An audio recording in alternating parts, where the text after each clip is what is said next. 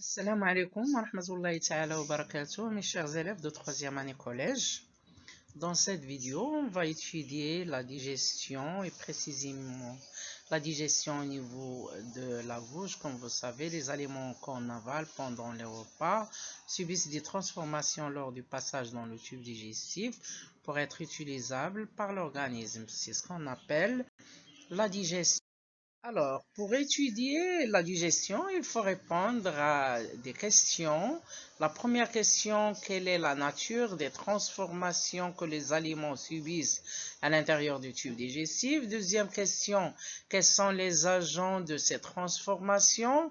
Troisième question, quels sont les éléments résultants de ces transformations? Et quatrième question, comment ces éléments passent au sang pour être utilisables par l'organisme. إذا باش ندرسوا الهضم خصنا نجاوبوا على التساؤلات التالية. التساؤل الأول هو طبيعة التحولات التي تخضع لها الأغذية أثناء مرورها بالأنبوب الهضمي. التساؤل الثاني، ما هي العوامل المسؤولة عن هذه التحولات؟ التساؤل الثالث، ما هي نواتج هذه التحولات، يعني نواتج الهضم؟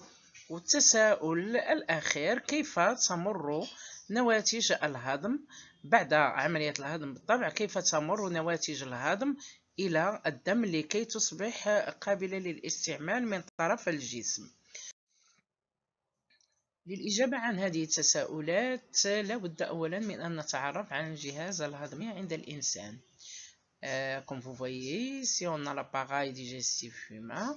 L'appareil digestif humain est constitué de deux groupes d'organes, le tube digestif et les glandes digestives. Le tube digestif, c'est le tube par où passe la nourriture. Ça commence par la bouche, l'œsophage, l'estomac, l'intestin grêle et les gros intestins. Et enfin, l'anus par où sortent les déchets. Les glandes digestives, ce sont les glandes qui sécrètent des substances qui ont un rôle très important dans la digestion, comme les glandes salivaires qui sécrètent la salive au niveau de la bouche. الغدد اللعابية التي تفرز اللعاب في الفم. La paroi interne de l'estomac qui sécrète le suc gastrique. الوجه الداخلي أو الجدار الداخلي للمعدة يفرز ما يسمى بالعصارة المعدية. On a aussi le pancréas qui sécrète un suc pancréatique qui a un rôle dans la digestion. On a البنكرياس التي تفرز عصارة بنكرياسية لها أيضا دور كبير جدا في هضم الأغذية. Il y a aussi le foie qui sécrète la bile. الكبد تفرز مادة تسمى بالصفراء. Il y a aussi la paroi interne de l'intestin grêle aussi, il sécrète le suc intestinal. الجدار الداخلي للمعدة الدقيق أيضا يفرز عصارة معوية.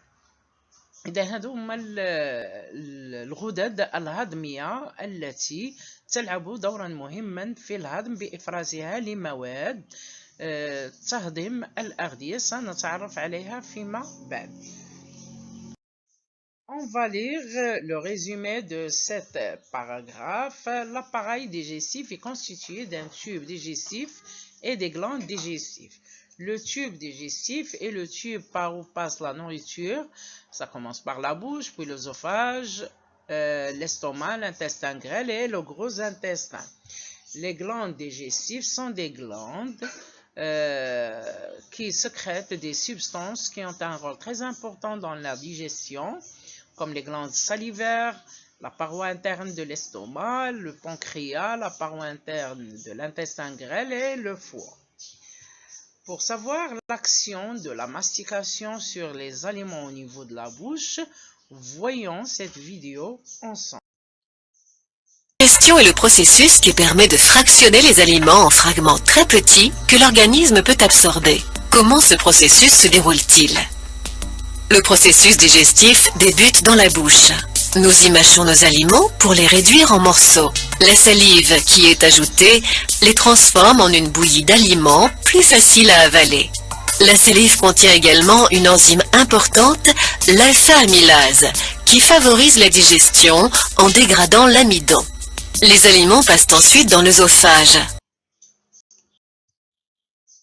Donc, comme vous voyez, la digestion au niveau de la bouche se fait par une action mécanique.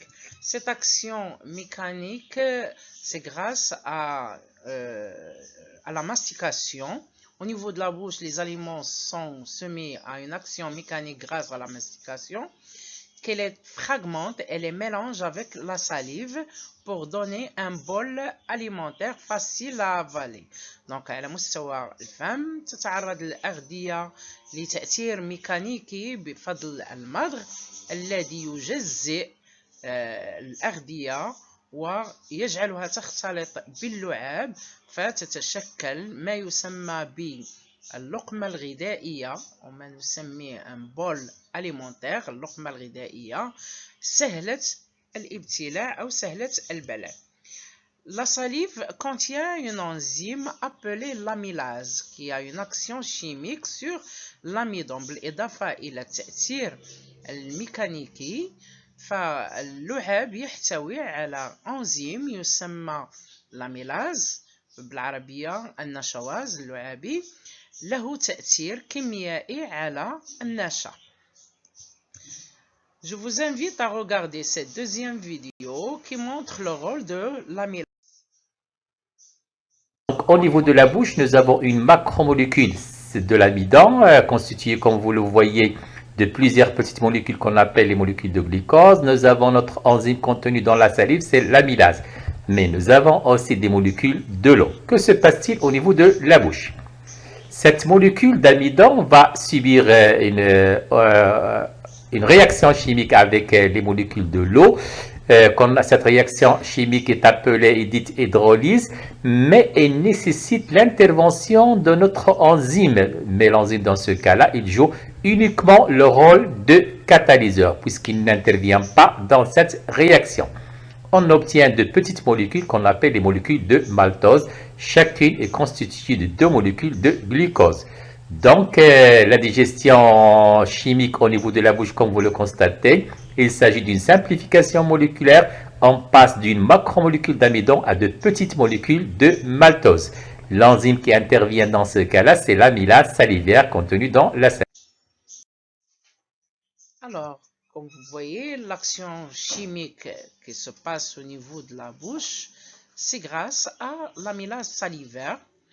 L'amylase salivaire qui est une enzyme qui joue le rôle du catalyseur, يعني محفز على التفاعلات الكيميائية. Donc c'est un catalyseur de la simplification moléculaire de l'amidon.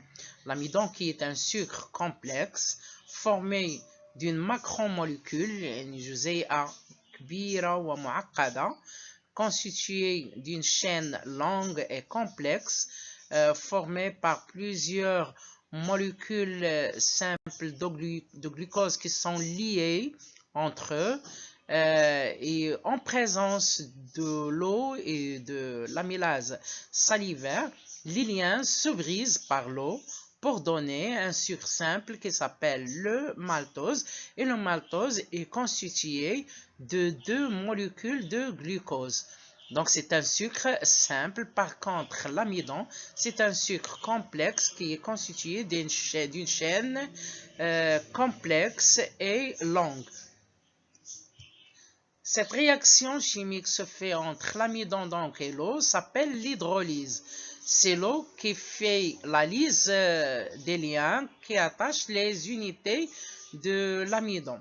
Donc, هذا التفاعل الكيميائي يحدث بين النشا والماء ويسمى بالحلمأة يعني تحلل في الماء بحيث يتم فسخ الرابط بواسطة الماء يتم فسخ الرابط بين الوحدات السكرية التي يتكون منها النشا.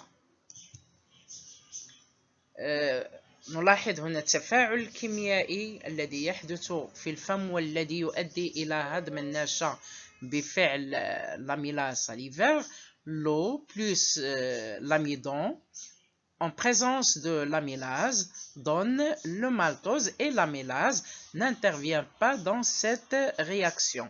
النشواز اللعابي لا يتدخل في هذه التفاعلات الكيميائية، هو فقط يحفز هذه التفاعلات الكيميائية التي تؤدي إلى التبسيط الجزيئي للنشا. كما قلت، لأن جزيئة النشا هي جزيئة طويلة ومعقدة تتكون من عدة وحدات سكرية اللي كنسميوها بالجليكوز. هذه الوحدات السكرية مرتبطة فيما بينها، وفي وجود الماء والنشواز اللعابي يتم فسخ الرابط بين هذه الوحدات السكرية، مما ينتج عنه سكر المالتوز، وهو سكر مزدوج يتكون من وحدتين سكريتين فقط. Après la mastication, on avale le bol alimentaire, il traverse l'œsophage pour arriver à l'estomac. بعد المضغ نبتلع اللقمة الغذائية التي تعبر المريء لتصل إلى المعدة. ولكي تكون عملية الابتلاع جيدة ولا تسبب لنا مشاكل، يجب أن نحني الرأس أثناء الابتلاع، لأننا عندما نرفع الرأس إلى الخلف قد يؤدي هذا إلى مرور اللقمة الغذائية إلى المسالك الهوائية. Enfin, je vous invite à regarder cette troisième vidéo qui montre l'importance de la bonne mastication.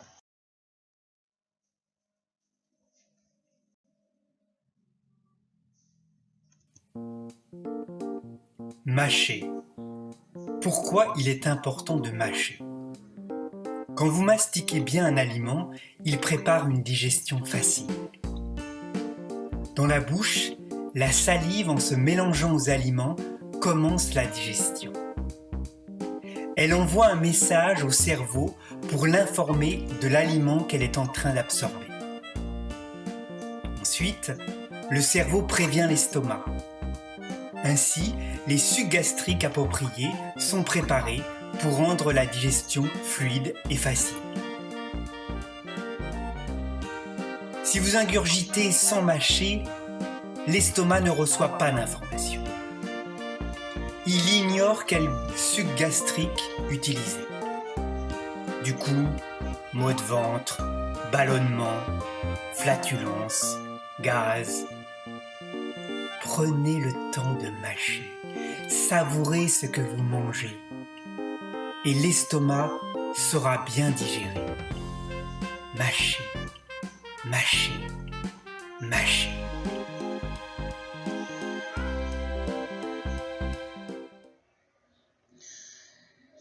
C'est la fin de notre vidéo. À la prochaine, et Inch'Allah, on va étudier la suite de la digestion et l'absorption intestinale. دمتم في رعاية الله، والسلام عليكم ورحمة الله تعالى وبركاته.